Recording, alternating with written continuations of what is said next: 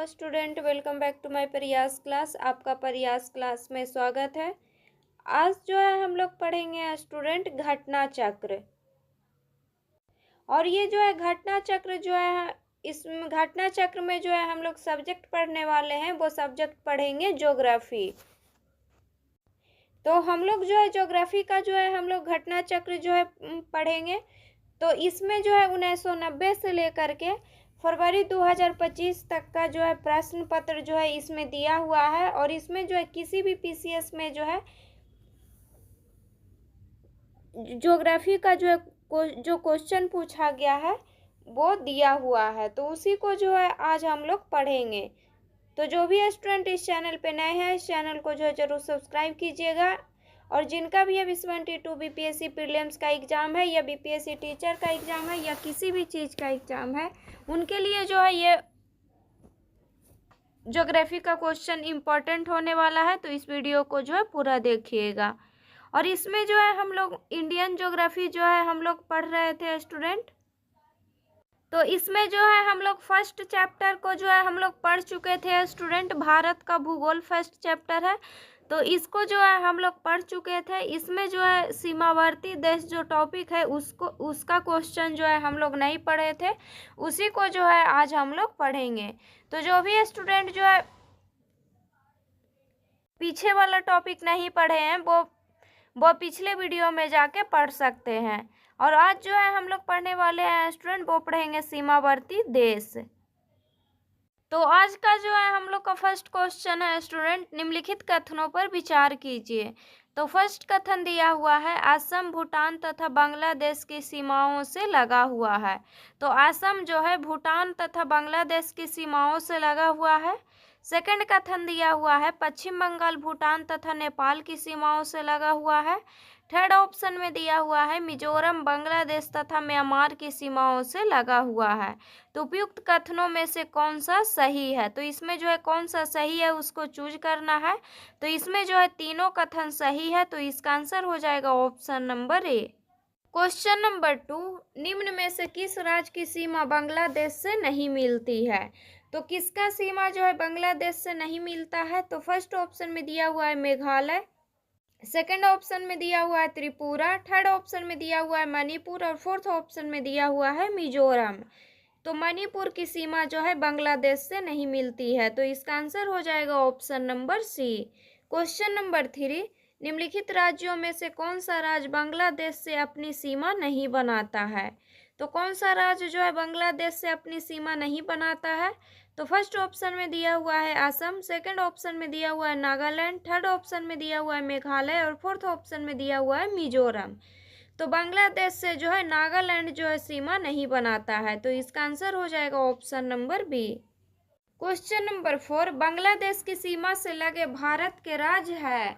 तो बांग्लादेश की सीमा से लगे भारत का राज्य है मेघालय, असम, पश्चिम बंगाल और त्रिपुरा। तो इसका आंसर हो जाएगा ऑप्शन नंबर सी।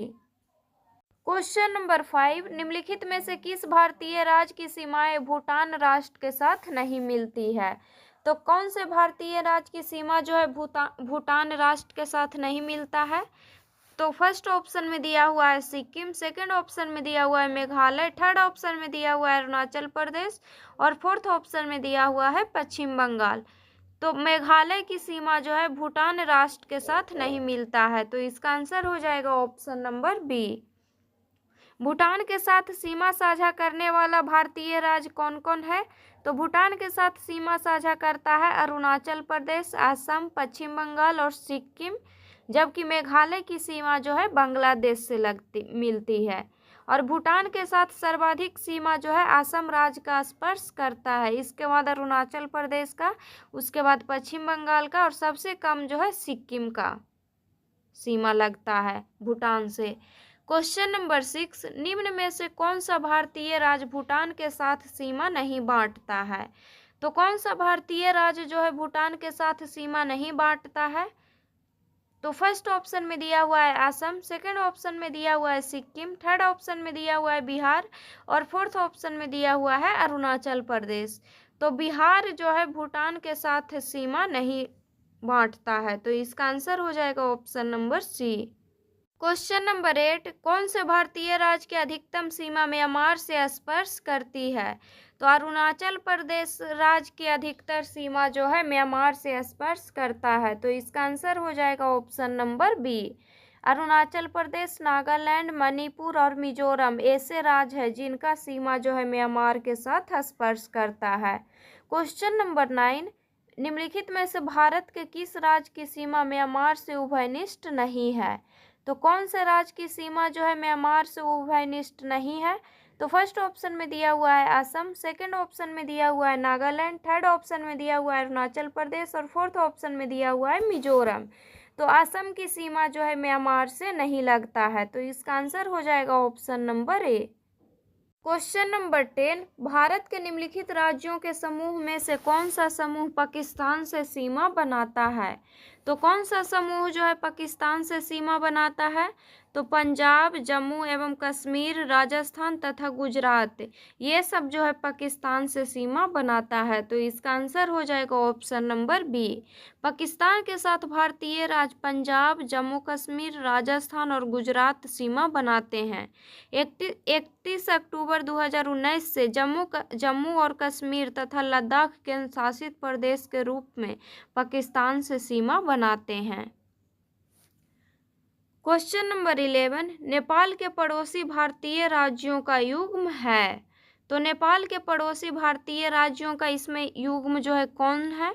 तो फर्स्ट ऑप्शन में दिया हुआ है सिक्किम और भूटान, सेकंड ऑप्शन में दिया हुआ है सिक्किम और बिहार, थर्ड ऑप्शन में दिया हुआ है असम और बिहार और फोर्थ ऑप्शन में दिया हुआ है उत्तर प्रदेश और हरियाणा।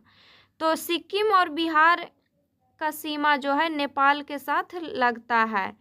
तो इसका आंसर हो जाएगा option number B. Question number 12, निम्नलिखित में से किस देश की भारत के साथ सबसे लंबी स्थलीय सीमा है? तो भारत के साथ सबसे लंबी स्थलीय सीमा जो है कौन से देश का है? तो बांग्लादेश का है। तो इसका आंसर हो जाएगा ऑप्शन नंबर डी। भारत की सबसे लंबी स्थलीय सीमा बांग्लादेश के साथ लगती है। इसकी कुल लंबाई कितना है? तो इसकी कुल लंबाई है 4096.7 किलोमीटर। और वहीं सबसे छोटी सीमा जो है भारत का कौन से देश के साथ लगता है? तो अफगानिस्तान के साथ लगता है। और ये जो है कितना किलोमीटर लगता है? तो 106 किलोमीटर।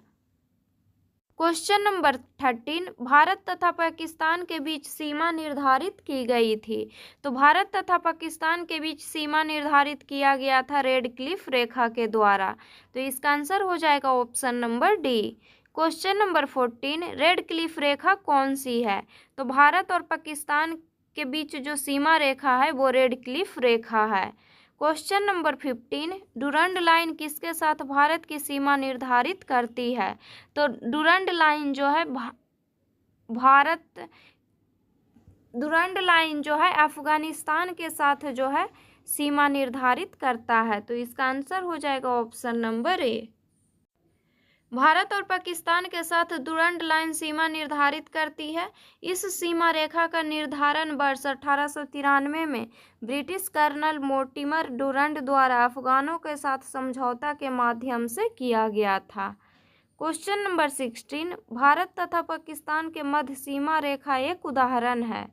तो भारत तथा पाकिस्तान के मध्य सीमा रेखा एक उदाहरण है अध्यारोपित सीमा का।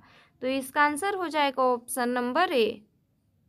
क्वेश्चन नंबर 17, भारत और चीन की उत्तर पूर्वी सीमा का सीमांकन कौन सी रेखा करती है?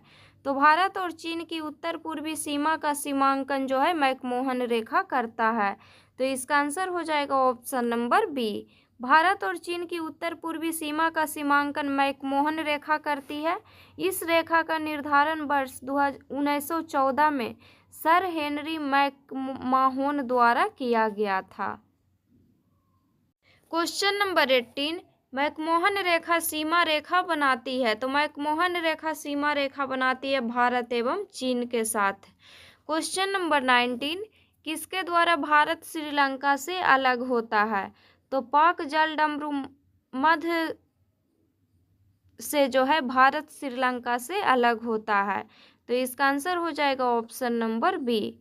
पाक जलडमरू मध्य द्वारा जो है भारत श्रीलंका अलग होता है। क्वेश्चन नंबर 20, भारत के किस प्रदेश की सीमाएं 3 देशों क्रमशः नेपाल, भूटान एवं चीन से लगता है? तो नेपाल, भूटान एवं चीन से जो है सिक्किम राज्य की सीमा लगता है। तो इसका आंसर हो जाएगा ऑप्शन नंबर डी।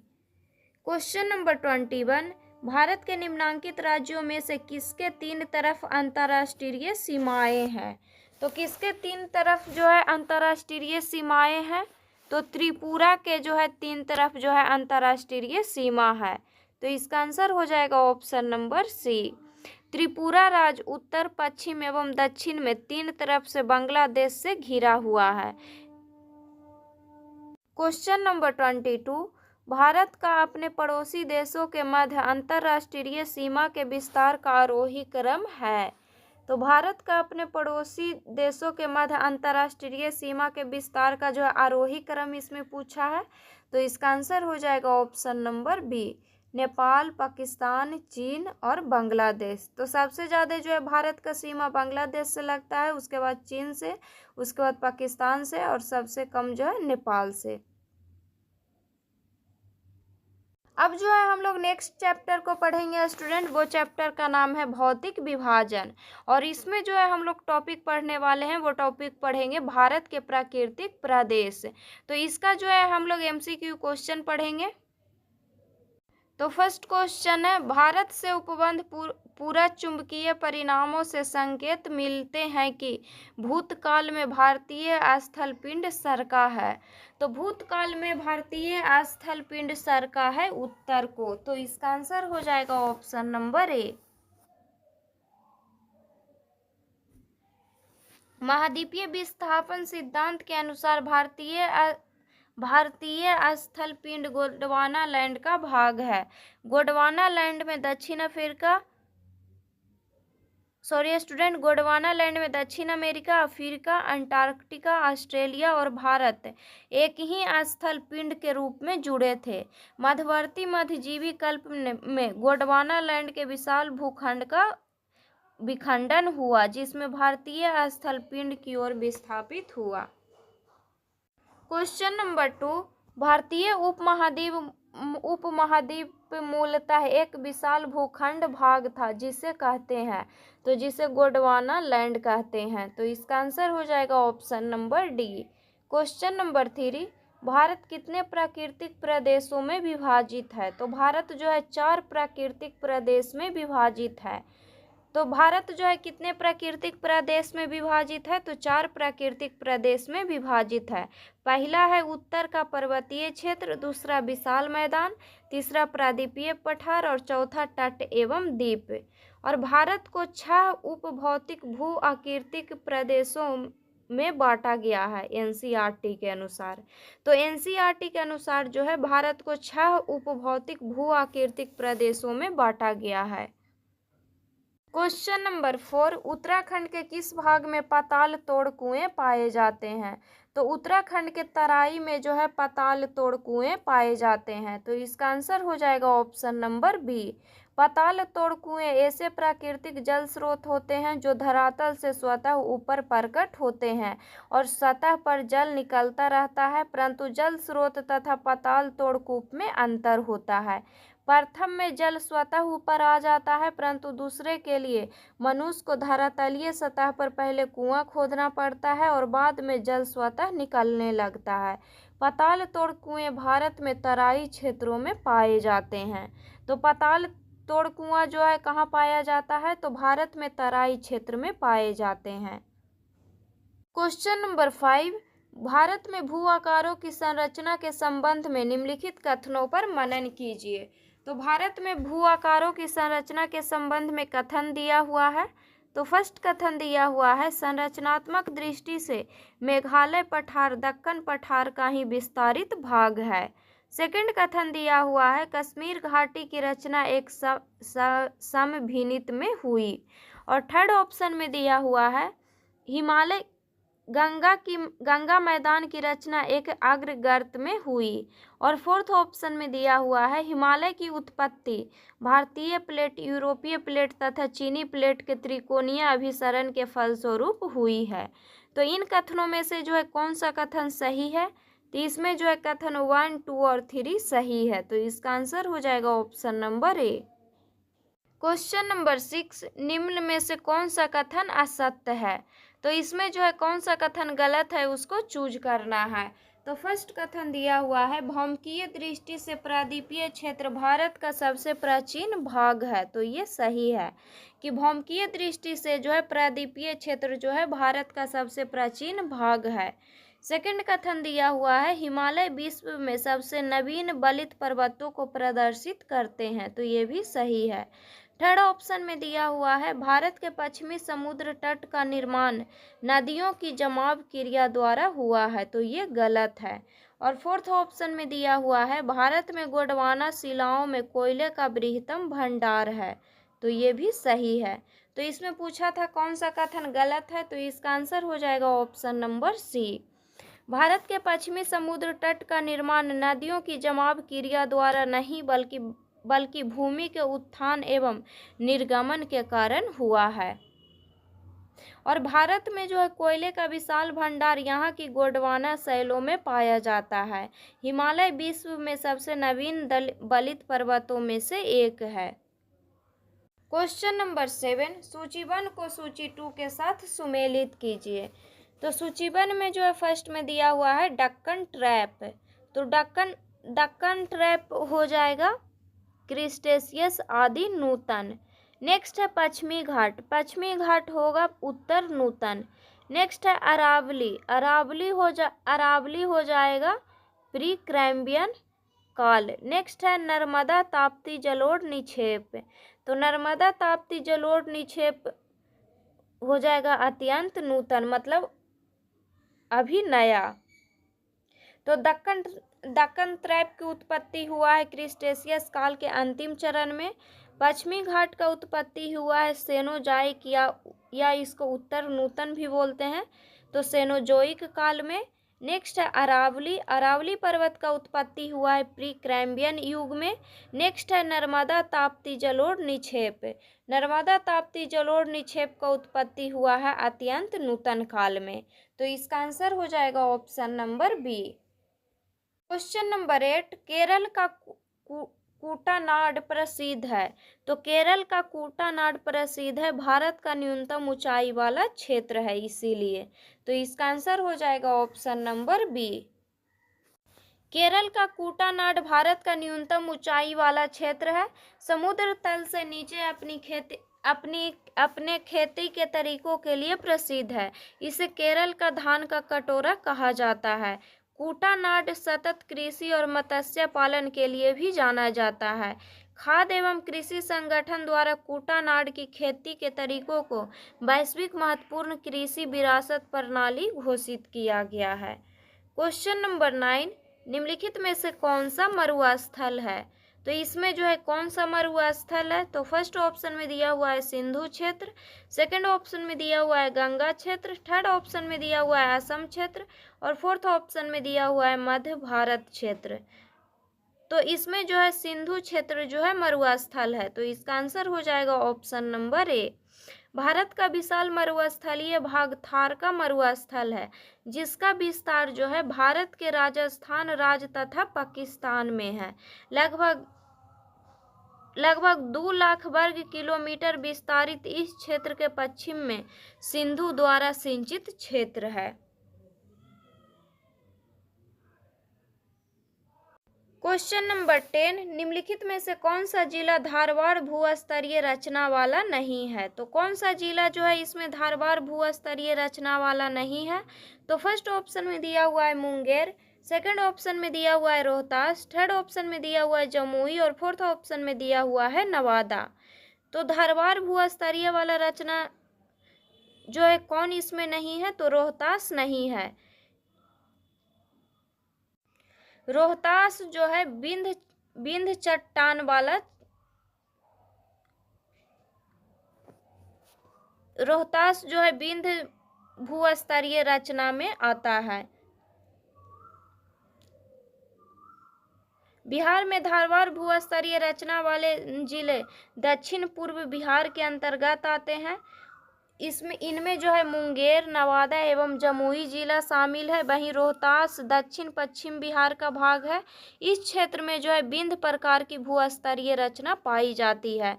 और बिहार में विंध्य भूस्तरीय रचना कैमूर एवं सोन नदी या रोहतास में पाई जाती है। तो बिहार में जो है विंध्य भूस्तरीय रचना जो है कैमूर एवं रोहतास जिला में पाया जाता है।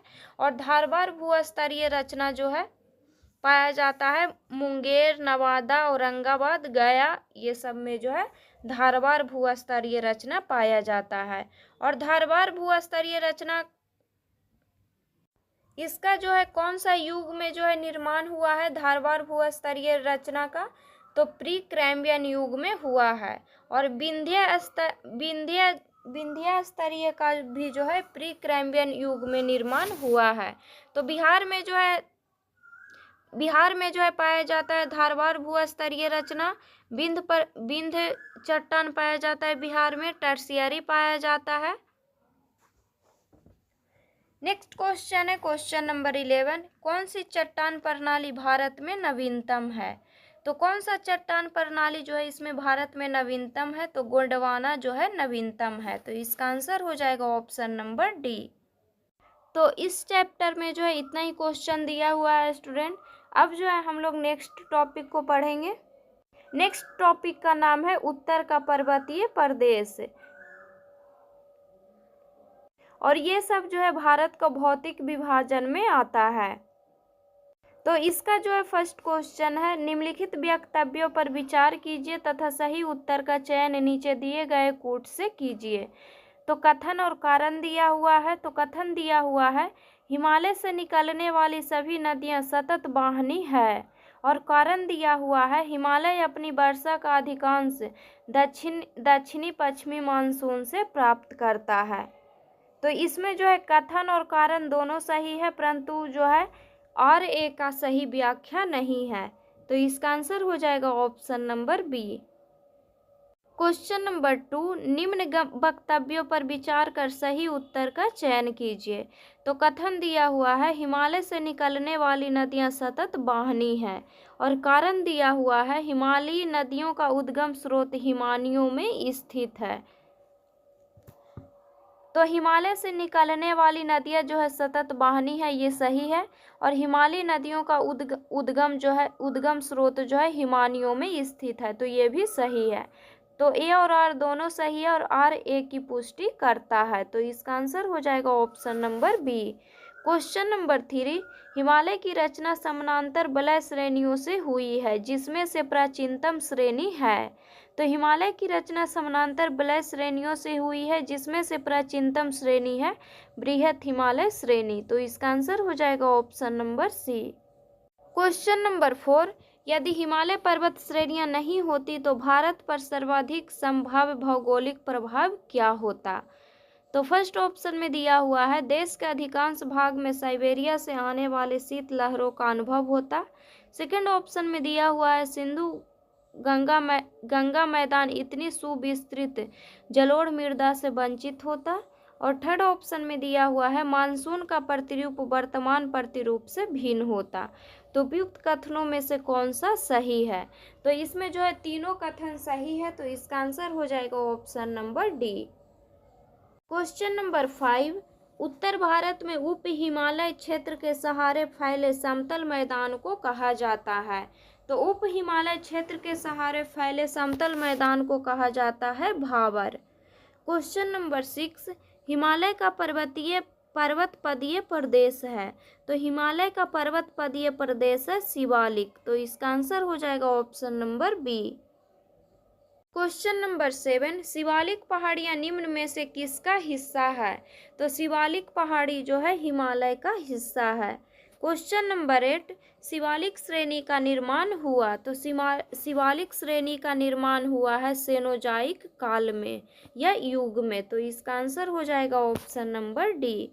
शिवालिक या बाह्य हिमालय का निर्माण आज से लगभग 5 से लेकर के 1.7 मिलियन वर्ष पूर्व प्लायोसीन अर्थात सेनोजोइक युग में हुआ है।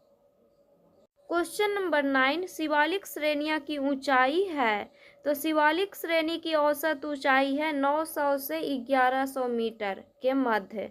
तो 900 से 1100 मीटर कोई भी ऑप्शन में नहीं दिया हुआ है, तो इसका आंसर जो है इनमें से कोई नहीं होगा। क्वेश्चन नंबर 10, कुमायूं हिमालय निम्नलिखित में से किन नदियों के बीच स्थित है? तो कुमायूं हिमालय जो है सतलज और काली नदी के बीच स्थित है। तो इसका आंसर हो जाएगा ऑप्शन नंबर सी।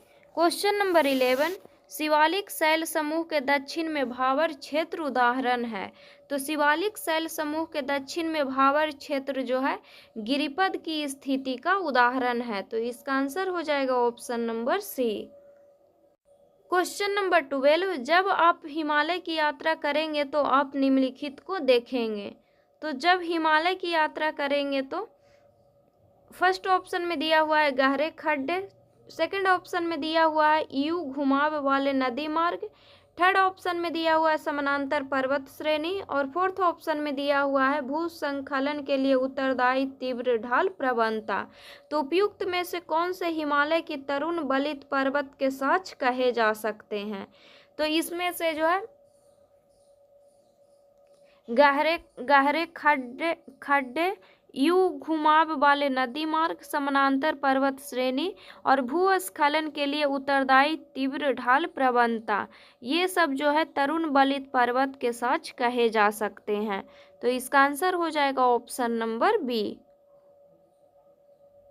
सॉरी स्टूडेंट, डी होगा।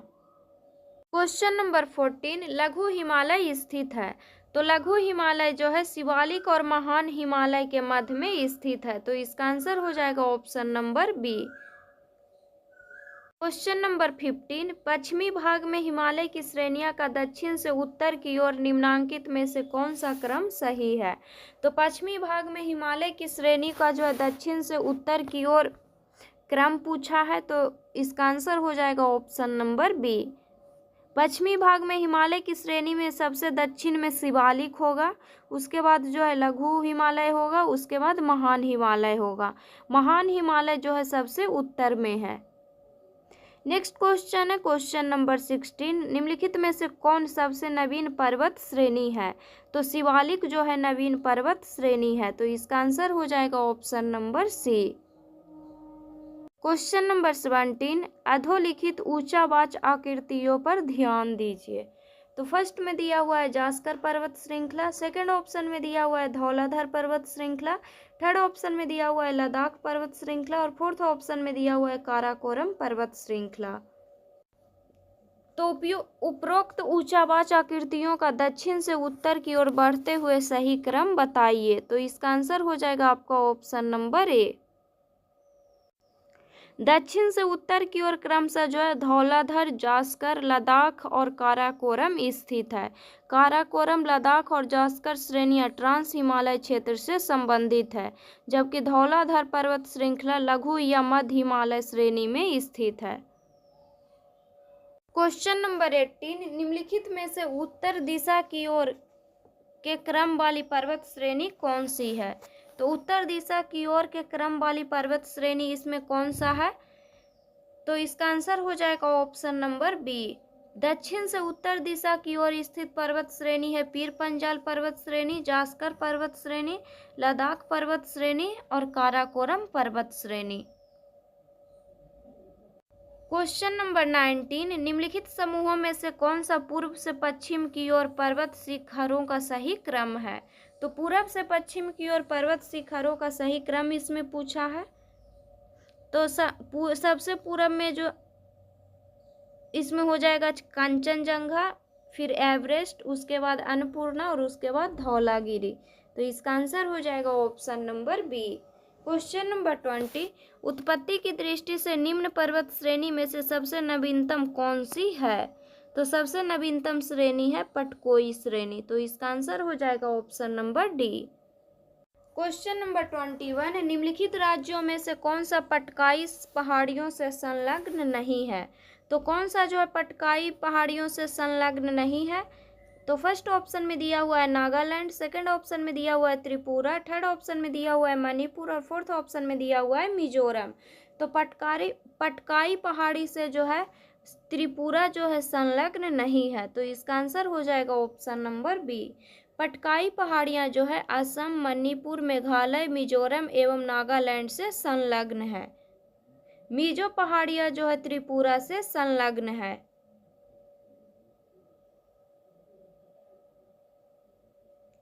क्वेश्चन नंबर 22, पीर पंजाल श्रेणी पाई जाती है, तो पीर पंजाल श्रेणी जो है जम्मू एवं कश्मीर में पाई जाती है।